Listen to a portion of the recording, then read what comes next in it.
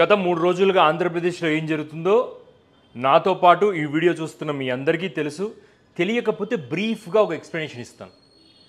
శుక్రవారం రోజు రాత్రి సాక్షి ఛానల్లో కొమ్మినేని గారు ఇంకొక వ్యక్తి అతని పేరు సమ్ రాజు, వీళ్ళిద్దరూ డిబేట్లో ఉండగా దేశంలో ఆంధ్రప్రదేశ్ వేశ్యలలో ప్రాస్టిట్యూషన్లో రెండో స్థానం చేజిక్కించుకుంది.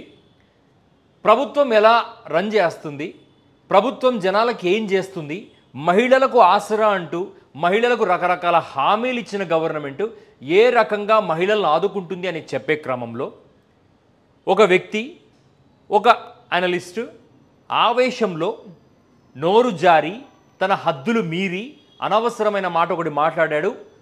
అమరావతి వేశ్యలకు నిలయమైంది అంటూ ఏదో మాట్లాడాడు. దాన్ని ఆ పాయింట్ని పట్టుకొని అమరావతిలో ఉండే మహిళలందరూ వేశ్యలని, దాన్ని కొమ్మినేని గారు సాక్షి ఛానల్ ఆథరైజ్ చేశారని, దాని సీఎండీ అయిన భారతి గారు సమాధానం చెప్పాలని, ఆవిడ హస్బెండ్ అయిన జగన్మోహన్ రెడ్డి గారు క్షమాపణ చెప్పాలని ఒక చెత్త వితండవాదము జరుగుతుంది ఆంధ్రప్రదేశ్లో. జగన్మోహన్ రెడ్డి అనే వ్యక్తి ఎటువంటి వాడు, మహిళలకు అన్ని జాతుల మహిళలకు ఎటువంటి గౌరవం ఇచ్చాడు, వాళ్ళ కుటుంబాలు నిలబడడానికి, మహిళ ఎంట్రీప్రెన్యూర్ అవ్వడానికి అతను ఏ రకంగా పాటుపడ్డాడు అన్న విషయాన్ని ఈ రాష్ట్రంలో ప్రతి మహిళకు తెలుసు, ఇంక్లూడింగ్ అమరావతి రైతులకు. ఒక వ్యక్తి ఓడిపోయాడు అంటే ఓడిపోయాడనే అర్థం కానీ చచ్చిపోయాడు అని కాదు. సో జగన్మోహన్ రెడ్డిని ఎలాగైనా బలంగా ఉన్న జగన్మోహన్ రెడ్డిని బలహీనంగా ఉన్న టైంని పూర్తిగా జగన్మోహన్ రెడ్డిని కూల్చేద్దామన్న ఒక దుస్సాహసమైన దుశ్చర్య ప్రజాస్వామ్యంలో జరుగుతుంది అంటే ఇదే అది. సో నేను జగన్మోహన్ రెడ్డి గారికి సపోర్ట్ చేస్తున్నానా అంటే నో, ప్రతిపక్షానికి సపోర్ట్ చేస్తున్నా. ప్రజాస్వామ్యంలో ప్రతిపక్షానికి ఒక ప్రధానమైన పాత్ర ఉంటుంది. ప్రతిపక్షం తప్పు చేస్తే అధికార పక్షం దారి చూపించాలి, అధికార పక్షం తప్పు చేస్తే ప్రతిపక్షం నిలదీయాలి. ఇది సహజంగా ప్రజాస్వామ్యంలో జరిగే గుణం. మీలో ఎంతమందికి 1975 to 1977 ఎమర్జెన్సీ సిచ్యువేషన్స్ గుర్తున్నాయో లేదో నాకు తెలియదు, కానీ ఆ టైంలో ఇందిరాగాంధీ గారు తన సీటుకు సమస్య వచ్చిందని రాయ్బరేలీలో దేశంలో ఎమర్జెన్సీ విధించి దాదాపు 2 సంవత్సరాలు ప్రతిపక్షాన్ని లేకుండా చేసి, ప్రతిపక్షాన్ని నోరు నొక్కటమే కాకుండా ప్రజల పక్షాన లేకుండా నోరు నొక్కి గొంతు పిసికేసింది. ఆ పాపాలు అవన్నీ క్యారీ ఫార్వర్డ్ అయ్యి ఈరోజు కాంగ్రెస్ పార్టీ అనేది ఈ దేశంలో కనుమరుగైపోయింది. ఒక వారసత్వం లేక, వారసుని యాక్సెప్ట్ చెయ్యలేక, క్యాపబుల్ ఉన్న వ్యక్తుల్ని దగ్గరికి రానియక కాంగ్రెస్ ఏమైందో మీలో చూస్తున్న మీకు, చదివిన నాకు ఒక అవగాహన ఉంది. మన రాష్ట్రంలో ఏం జరుగుతుంది, లాస్ట్ ఇయర్తో పోలిస్తే 2024తో పోలిస్తే ఈ సంవత్సరపు జీడిపి, సాక్షాత్తు సెంట్రల్ గవర్నమెంట్కి సంబంధించిన జీడిపి 7.9% డెఫిసిట్లో ఉంది ఆంధ్రప్రదేశ్. మళ్ళీ చెప్తున్నా, 2024 మేతో కంపేర్ చేస్తే 2025 May central government contribution of taxes -7.9%. ఎవరు గుర్తించలేదు ఈ పాయింట్ని. -7.9%. We are far less than Bihar లాంటి మన ఆంధ్రప్రదేశ్, బీహార్ ఈ రెండు సెంట్రల్ గవర్నమెంట్ ప్రభుత్వం ఏర్పాటు చేయడంలో కీలక పాత్ర పోషించాయని మీలో అందరికీ ఒక ఐడియా ఉంది.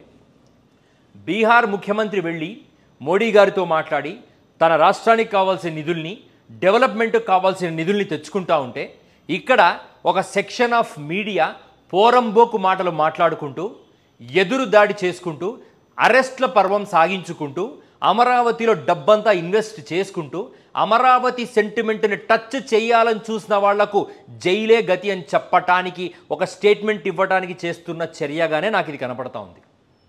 ఒక కొమ్మినేని అనే వ్యక్తి, ఒక యాంకర్ మాట్లాడాడు. నాకు తెలిసి ఒక 2 years బ్యాక్ ఒక ఛానల్లో ఒక దళితుడు, ఇవాళ ఎమ్మెల్యేగా ఉండే ఒక దళితుడు విష్ణువర్ధన్ రెడ్డి అనే ఒక బీజేపీ క్యాండిడేట్ని చెప్పు తీసుకొని తల మీద కొట్టాడు. అంతకన్నా నీచమైన చర్యలు ఏమైనా ఉంటాయా? ఏ కారణం చేత ఆ వ్యక్తిని చెప్పు తీసుకొని తల మీద కొట్టాడు? ఆ వ్యక్తుల పేర్లు కూడా చెప్తాను. కొలికిపూడి శ్రీనివాసరావు తిరువూరు ఎమ్మెల్యే, ఇవాళ అతను విష్ణువర్ధన్ రెడ్డి గారిని చెప్పు తీసుకొని తల మీద కొట్టాడు. అయినా కూడా బీజేపీ ఈరోజు కూటమిలో భాగంగా ఉంది. ఇటువంటి రాజకీయాలు చేసే ఇటువంటి పార్టీల మధ్యన ఒక వ్యక్తి బలంగా ప్రజల కోసం పోరాటాన్ని నిర్ణయించుకున్నప్పుడు చాలా స్థిరంగా మాట్లాడాల్సిన బాధ్యత ఆ పార్టీకి సంబంధించిన వాళ్ళపై ఉంటుంది. ఆ పార్టీకి సంబంధించిన వాళ్ళు ఆ బేసిక్ సెన్స్ మర్చిపోయి మీరందరూ కోవట్టుగానో లేదా కోవట్టులుగా పనిచేస్తున్న వాళ్ళు ఈ పార్టీలో ఉన్నారా, లేదా ఈ పార్టీల్లో ఉంటూ ఇంకో పార్టీ కోవట్టుగా పనిచేస్తున్నారా? జగన్మోహన్ రెడ్డి గారు అర్థం చేసుకోవాలి. ఎవడు డిబేట్లలో ఏం మాట్లాడుతున్నాడు, ఖచ్చితంగా వీటి పట్ల ఒక అవగాహన ఉండాలి. అవగాహన ఉన్నవాడిని మాత్రమే డిబేట్కి పిలవాలి. ఎందుకంటే ఇది రాష్ట్రంలో మహిళలకు సంబంధించిన విషయం, పిల్లలకు సంబంధించిన విషయం.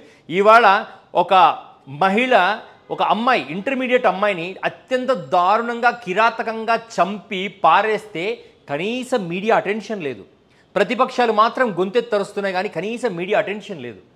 ఒక బడుగు బలహీన వర్గాలకు చెందిన అమ్మాయి చనిపోతే there is no media attention. So that is how Andhra Pradesh is happening. మన జిఎస్టీ కలెక్షన్స్ పడిపోయాయి, రాష్ట్రంలో డెవలప్మెంట్ లేదు.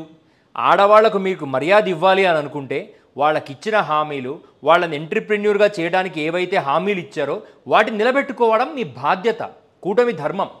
ఇప్పుడు సాక్షి మీడియా ఛానల్స్ మీదకి వెళ్ళి వాళ్ళ ఆఫీసుల మీద దాడి చేయటం వల్ల మీరు జనాలు బాగా గమనిస్తే అర్థమవుతుంది. కామన్ మ్యాన్కి ఇవన్నీ అవసరం లేదు. కామన్ మ్యాన్ ఇటువంటి పని చెయ్యడు.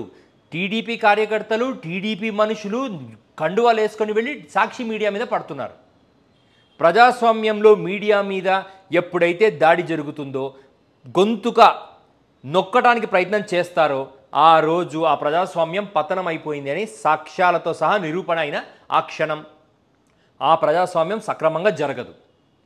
సో ఎమర్జెన్సీ పీరియడ్ని తలపిస్తున్న మన పాలన ఇలాగే కొనసాగితే ఇందిరాగాంధీ గారి ఏ గతి పట్టింది తర్వాత సేమ్ గతి మన కూటమి ప్రభుత్వానికి పట్టకుండా ఒక సరైన చర్యలు తీసుకుంటారు. ప్రజా సంక్షేమంపై, ప్రజా అభివృద్ధిపై మీరు ఏమన్నా ఫోకస్ చేస్తే బాగుంటుంది. జర్నలిస్టులను అరెస్ట్ చేసుకుంటూ దమ్ముంటే జగన్మోహన్ రెడ్డి గారి మీద కక్ష ఉంటే జగన్మోహన్ రెడ్డి గారినే పట్టుకోగలగాలి. జగన్మోహన్ రెడ్డి గారు ఇప్పటివరకు ఆయన మీద ఏ కేసులు లేవు, ఆయనను అరెస్ట్ చేయట్లేదు అంటే ఆయన తప్పు చేయనట్టే కదా. తప్పు చేయని జగన్మోహన్ రెడ్డి చుట్టూ ఉన్న ఆయన వ్యక్తుల్ని కూల్చేస్తే ఒంటరివాడుగా మిగులుతాడు. అటువంటి జగన్మోహన్ రెడ్డి బలహీనమైన క్షణంలో ఏదో తప్పు చేస్తాడు. తప్పు చేసినప్పుడు లిఫ్ట్ చేయొచ్చు అన్న ప్లానింగ్లో ఉన్నారు కూటమి ప్రభుత్వం. But the truth is people are with opposition. And ఎప్పుడైతే అపోజిషన్ని మీరు కూల్చేయాలి, తొక్కేయాలి అని ట్రై చేస్తారో ఆ రోజు మీ మనుగడ ఏంటో మీకే తెలుస్తుంది. మనం కొత్తగా చెప్పాల్సిన పని లేదు.